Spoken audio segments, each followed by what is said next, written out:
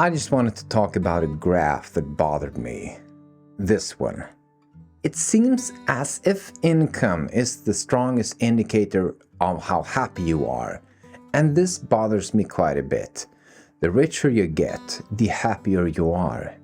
I went on by trying to contradict this data, but what I found was just more data showing the same thing. You get happier as a person with higher personal income, and you get happier if the country's total GDP goes up, etc. You are, in general, more satisfied with life with more money.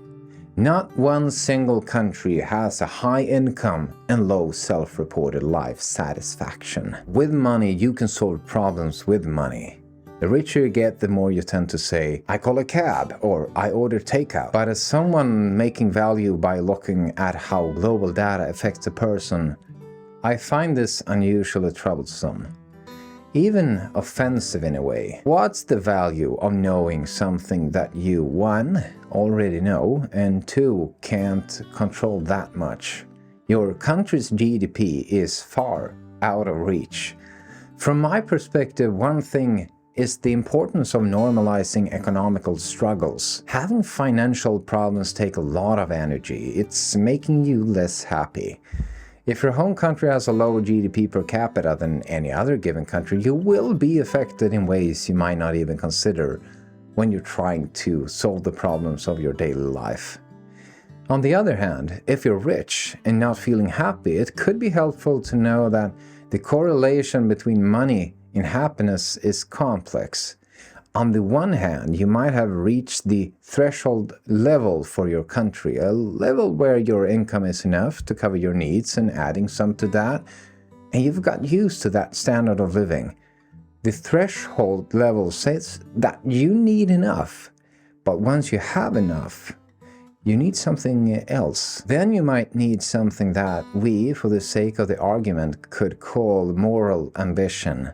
It's a term, as far as I know, coined by the Dutch writer and activist Rutger Bregman. He said on camera to the Norwegian hotel mogul Petter Stordalen, "You billionaires aren't really doing much, eh?" I haven't read the book, but the concept is that money shouldn't be an ambition in itself, but morals should. What is right? What matters in your life? These are important yet privileged questions. To be happy, you should make more money, but you shouldn't strive for it. Your ambition should be morally oriented rather than financially oriented.